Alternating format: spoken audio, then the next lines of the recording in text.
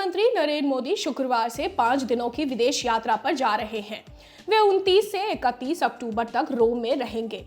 इस दौरान वे इटली में आयोजित G20 शिखर बैठक में भाग लेंगे। इटली के पीएम के न्योते पर वह रोम जा रहे हैं। 1 नवंबर को पीएम ब्रिटेन के ग्लासगो शहर में कोप 26 बैठक में भारत का पक्ष रखेंगे। विदेश सचिव हर्षवर्धन श्रृंगला ने गुरुवार को बताया कि यह 8वीं G बैठक है जिसमें पीएम शामिल होंगे। पिछले साल संगठन की शिखर बैठक कोरोना महामारी के कारण वर्चुअल हुई थी। उसकी मेजबानी सऊदी अरब ने की थी। इससे पहले जून 2019 में जापान के ओसाका में हुई G20 बैठक में पीएम मोदी ने व्यक्तिगत तौर पर भाग लिया था। इटली की मेजबानी में होने वाली इस साल की बैठक का विषय जनता, पृथ्वी और समृद्धि है। यह विषय यूएन के टिकाऊ विकास के एजेंडा 2030 पर आधारित है। इटली बैठक का फोकस कोरोना महामारी से अर्थव्यवस्थाओं को उबारना, वैश्विक स्वास्थ्य, सुशासन, जलवायु परिवर्तन, टिकाऊ विकास और खाद्य सुरक्षा है। श्रृंगला ने कहा कि भारत इटली द्वारा चुने गए प्राथमिकता क्षेत्रों का पूरी तरह समर्थन करता है। हम इनमें से प्रत्येक विषय पर इटली के साथ हैं और इसी के आधार पर बैठक में विचार विमर्श होगा। विदेश सचिव ने कहा कि G20 शिखर बैठक विचार विमर्श का एक महत्वपूर्ण मंच है। इसमें नए नीतिगत मामलों जिनका नागरिकों के जीवन पर असर होता है वह विचार किया जाता है। ये मसले वैश्विक वित्तीय स्थिरता, टिकाऊ वित्त, स्वास्थ्य, खाद्य सुरक्षा आदि है। प्रधानमंत्री मोदी रोम बैठक में वैश्विक चुनौतियों पर भारत का रुख सामने रख सकते हैं। वे अफगानिस्तान की स्थिति पर समग्र रूप से वैश्विक दृष्टिकोण की पैरवी करने के साथ ही जलवायु परिवर्तन और कोरोना महामारी के खिलाफ एकजुटता की बात भी कर सकते हैं। बता दें कि पीएम मोदी 1 नवंबर को ब्रिटेन के ग्लासगो में जलवायु परिवर्तन पर आयोजित 26वें सम्मेलन की बैठक में भाग लेंगे। श्रृंगला ने बताया कि कोप 26 में भारत पेरिस समझौते की गाइडलाइंस को अमल में लाने, जलवायु वित्त जुटाने, जलवायु संरक्षण करने वाली प्रौद्योगिकी अपनाने और वैश्विक तापमान में बढ़ोतरी की समिति करने पर जोर देगा। केंद्रीय गृह मंत्रालय ने गुरुवार को कोरोना वायरस महामारी के प्रसार को बढ़ने से रोकने के लिए मौजूदा कोविड प्रतिबंधों को 30 नवंबर तक बढ़ाने का फैसला किया। सरकार का यह कदम कोविड के मामले में कल के मुकाबले लगभग 20% की तेजी दर्ज आने के बाद किया गया है। पिछले 24 घंटे में देश में कोरोना के 16,156 नए मामले दर्ज किए गए। अब इस बीमारी के कुल मामलों की संख्या 3,42,41,909 हो गई है। वहीं केंद्रीय स्वास्थ्य मंत्री मनसुख मंडाविया ने एक कार्यक्रम में कहा कि भारत में अंतर्राष्ट्रीय स्वास्थ्य पर्यटन केंद्र बनाने की क्षमता है। उन्होंने कहा कि प्रधानमंत्री नरेंद्र मोदी के दृष्टिकोण के चलते स्वास्थ्य को भारत में विकास से जोड़ा गया है। देश के स्वास्थ्य क्षेत्र में निवेश की अपार संभावनाएं हैं। वहीं भारतीय उद्योग परिसंघ एशिया स्वास्थ्य 2021 सम्मेलन को संबोधित कर रहे थे। सम्मेलन की थीम बेहतर कल के लिए स्वास्थ्य सेवा में बदलाव है। मंडाविया ने कहा कि इससे पहले स्वास्थ्य का मतलब केवल इलाज समझा जाता था, लेकिन अब स्वास्थ्य को विकास के साथ जोड़ दिया गया है। केवल एक स्वस्थ समाज ही एक समृद्ध देश बन सकता है और यही प्रधानमंत्री नरेंद्र मोदी की मुख्य सोच है। उन्होंने कहा कि सरकार स्वास्थ्य सेवा क्षेत्र के बेहतर भविष्य के लिए पहुंच, जवाबदेही और जागरूकता के लिए प्रतिबद्ध है और इन सेवाओं को और बेहतर बनाने की ओर लगातार काम करने में जुटी हुई है। वाराणसी से 64,000 करोड़ रुपए के 5 साल में 5 इयर्स में 64,000 करोड़ रुपीस इस योजना पर खर्च किया जाएगा और उसमें टारगेट सेक्टर है डिस्ट्रिक्ट, ब्लॉक, डिस्ट्रिक्ट और क्षेत्र और नेशनल सभी लेवल पर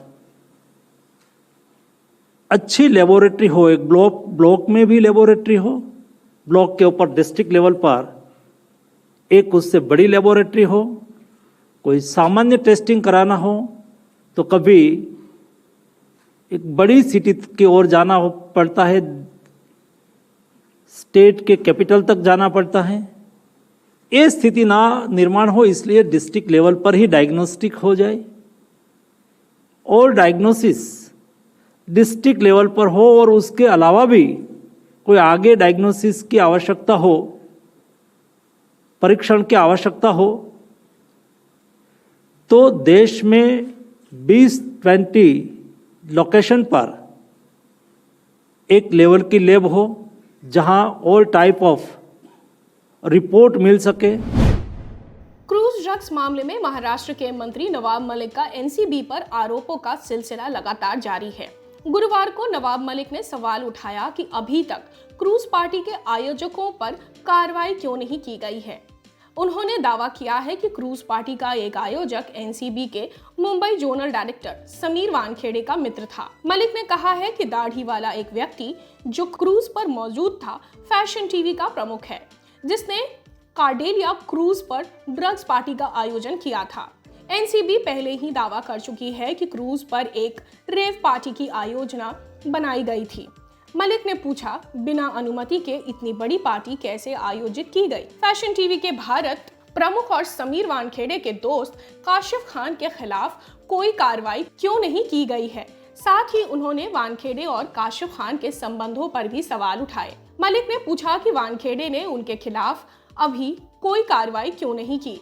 मुझे समीर वानखेड़े से इन सवालों के जवाब की उम्मीद है। वहीं इससे पहले मलिक ने बुधवार को कहा था कि कार्डेलिया क्रूज ड्रग्स पार्टी के आयोजक फैशन टीवी ने महाराष्ट्र पुलिस या राज्य के गृह विभाग से कोई अनुमति नहीं ली थी।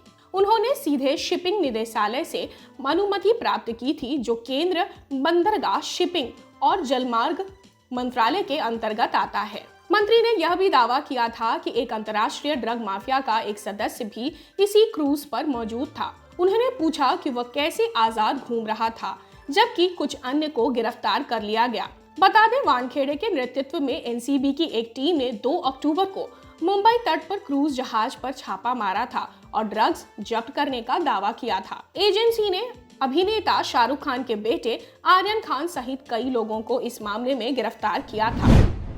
क्रूज शिप ड्रग्स मामले में गुरुवार को वह हुआ जिसका इंतजार शाहरुख खान, उनकी पत्नी गौरी खान और उनके बेटे आर्यन खान को पिछले 25 दिनों से था। बॉम्बे हाई कोर्ट ने आर्यन के वकीलों की दलीलों को सही मानते हुए उन्हें जमानत दे दी। हालांकि जमानत का आधार शुक्रवार को आने वाले डिटेल ऑर्डर के बाद ही साफ हो सकेगा। इसके बावजूद यह माना जा रहा है कि आर्यन खान की ओर से सीनियर वकील मुकुल रोहतगी की मजबूत दलीलें एनसीबी पर भारी पड़ गई। आर्यन केस की पैरवी वकील सतीश मानशिंदे भी कर रहे थे। दोनों ही इस तरह के केस में दिग्गज वकील माने जाते हैं। बता दें, मानशिंदे ने किला कोर्ट में हुई सुनवाई के दौरान आर्यन का पक्ष रखा था। इनके अलावा अमित देसाई ने 13 और 14 तारीख को एनडीपीएस कोर्ट में हुई सुनवाई के दौरान मजबूती से आर्यन का पक्ष रखा था। मानशिंदे ने सुशांत ड्रग केस में रिया चक्रवर्ती और देसाई ने हिट एंड रन केस में सलमान को अदालत से राहत दिलाई थी। याचिका पर सुनवाई शुरू हुई, जिसके बाद शाम को कोर्ट ने इस मामले में फैसला सुनाया। जमानत का विरोध करते हुए additional solicitor general Anil Singh ने एनसीबी की तरफ से दलीलें दी, लेकिन कोर्ट ने आर्यन और अन्य दोनों आरोपियों मुनमुन धमीजा और अरबाज मर्चेंट को जमानत दे दी। वहीं इस दौरान एएसजी ने कोर्ट से कहा कि आर्यन को जमानत मिलने पर सबूतों से छेड़छाड़ की जा सकती है। आर्यन पिछले कुछ सालों से रेगुलर ड्रग्स ले रहे हैं। रिकॉर्ड से पता चलता है कि वे कई लोगों को ड्रग्स अवेलेबल कराते रहे हैं। जिस तादाद में ड्रग्स की मात्रा मिली है, उससे साफ है कि वह ड्रग्स स्मगलरों के कांटेक्ट में रहे हैं। साथ ही एएसजी ने सवाल उठाया कि ये बात बार बार पूछी जा रही है कि हमने ड्रग्स सेवन की जांच नहीं की है। जब उन्होंने इसका सेवन नहीं किया तो जांच का सवाल ही नहीं है। यह केस इस बात को लेकर है कि आर्यन के पास ड्रग्स पाई गई है। दिल्ली एनसीआर की हवा को पराली के धुएं ने एक बार फिर बिगाड़ना शुरू कर दिया है। बीते 24 घंटे में राजधानी की हवा का औसत वायु गुणवत्ता सूचकांक 93 अंक उछलकर 232 दर्ज किया गया है, जो कि खराब श्रेणी में माना जाता है। इससे एक दिन पहले यह 139 दर्ज किया गया था। सफर का अनुमान है कि अगले 24 घंटे में दिल्ली एनसीआर की हवा और बिगड़ेगी और सूचकांक बहुत खराब श्रेणी में दर्ज किया जाएगा।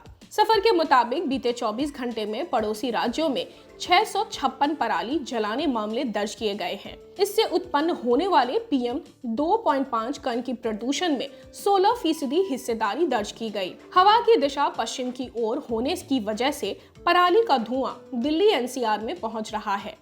सफर का अनुमान है कि आगामी 29 अक्टूबर तक हवा बहुत खराब श्रेणी के उच्चतम स्तर में दर्ज की जा सकती है।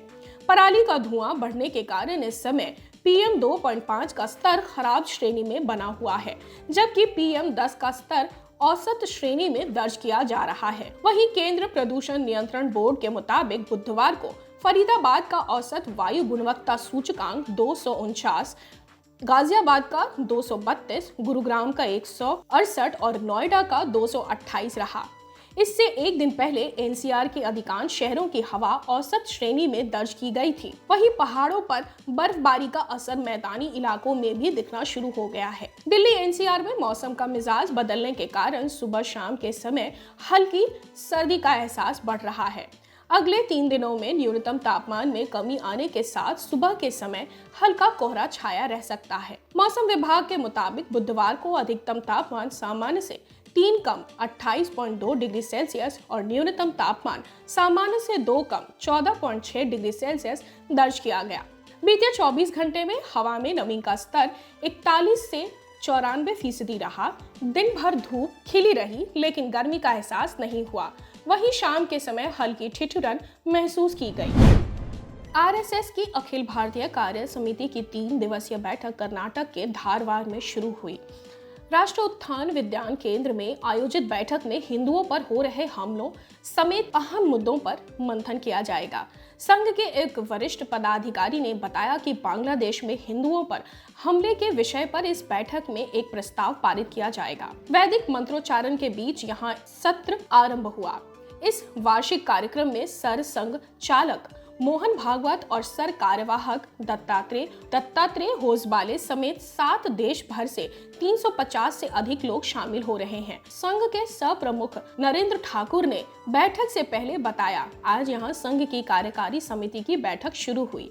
हम इसमें वर्तमान हालात, भविष्य की हमारी योजनाओं और बांग्लादेश में हिंदुओं पर हमलों के बारे में विचार विमर्श करेंगे। उन्होंने कहा कि बांग्लादेश में हिंदुओं पर हमलों के विषय पर एक प्रस्ताव भी बैठक में पारित किया जाएगा। साथ ही संघ के एक अन्य पदाधिकारी ने बताया कि प्रतिवर्ष अक्टूबर माह के अंत में राष्ट्रीय कार्यकारिणी समिति की बैठक होती है। पिछले वर्ष कोविड-19 संबंधी पाबंदियों के कारण यह बैठक ऑनलाइन तरीके से नहीं हुई थी। उन्होंने कहा कि इस वर्ष कोरम पूरा हुआ है, यहाँ 350 से अधिक लोग एकत्रित हुए हैं। उन्होंने कहा कि संगठनात्मक कार्य देखने वाले भारतीय जनता पार्टी के कुछ वरिष्ठ नेता भी कार्यक्रम में शामिल हो रहे हैं। योगी सरकार ने गुरुवार को राज्य कर्मचारियों को दिवाली की सौगात देते हुए उन्हें 30 दिनों के बोनस भुगतान का आदेश जारी किया है।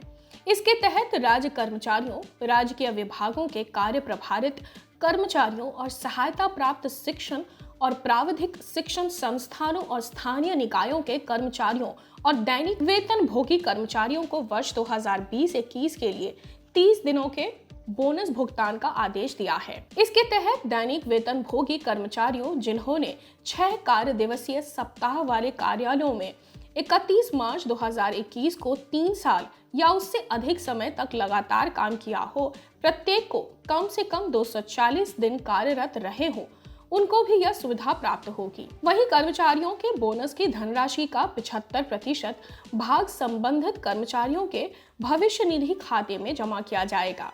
वहीं शेष 25% का नकद भुगतान किया जाएगा।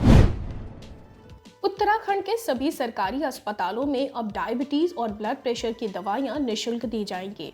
इसके लिए स्वास्थ्य मंत्री डॉक्टर धन सिंह रावत ने विभागीय अधिकारियों को प्रभावी व्यवस्था बनाने के निर्देश दिए। इसके अलावा नवंबर और दिसंबर में राष्ट्रीय अधता निवारण कार्यक्रम के तहत 1 लाख लोगों के निःशुल्क मोतियाबिंद के ऑपरेशन और चश्मा वितरण का अभियान चलाया जाएगा। बृहस्पतिवार को स्वास्थ्य मंत्री ने स्वास्थ्य विभाग और राष्ट्रीय स्वास्थ्य मिशन की समीक्षा के अधिकारियों को निर्देश दिए कि स्वास्थ्य योजनाओं का समयबद्ध तरीके से क्रियान्वयन किया जाए। उन्होंने विभिन्न निर्माण कार्यों में हो रही लेट लतीफी और बजट खर्च करने की धीमी गति पर नाराजगी जताते हुए अधिकारियों को जमकर फटकार लगाई। साथ ही स्वास्थ्य महानिदेशक को लापरवाही बरतने वाली अधिकारी और कर्मचारियों से स्पष्टीकरण मांगने के निर्देश दिए।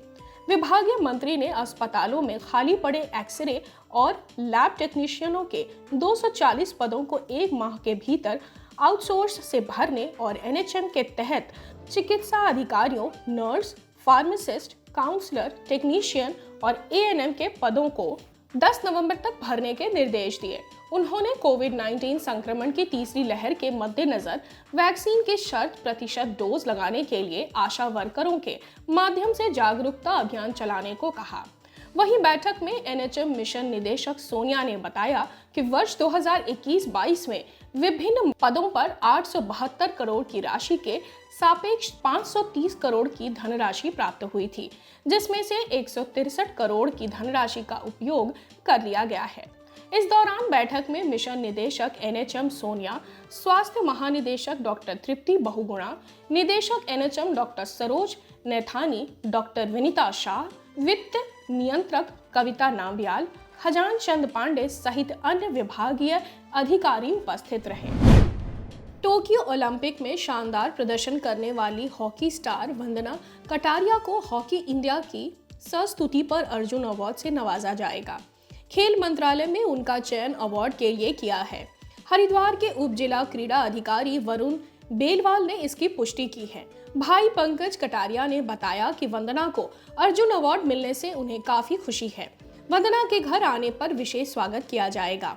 वंदना को अर्जुन अवार्ड देने की घोषणा के बाद से परिवार के साथ ही स्पोर्ट्स अधिकारियों और खेल प्रेमियों में खुशी की लहर है। वंदना कटारिया के परिजनों ने मिठाई बांटकर खुशी का इजहार किया। परिजनों का कहना है कि उनके लिए यह दिवाली का उपहार है। बता दें, हरिद्वार के रोशनाबाद गांव निवासी भारतीय महिला हॉकी टीम की खिलाड़ी वंदना कटारिया ने टोक्यो ओलंपिक में दक्षिण अफ्रीका के खिलाफ हुए मैच में हैट्रिक लगाकर इतिहास रचा था। वे ऐसा करने वाली पहली भारतीय महिला हॉकी खिलाड़ी बनी हैं। इसके बाद रोशनाबाद की बेटी का देश और विदेश में खूब डंका बजा। धर्मनगरी लौटने पर लोगों ने बेटी को सर आंखों पर बिठा दिया था।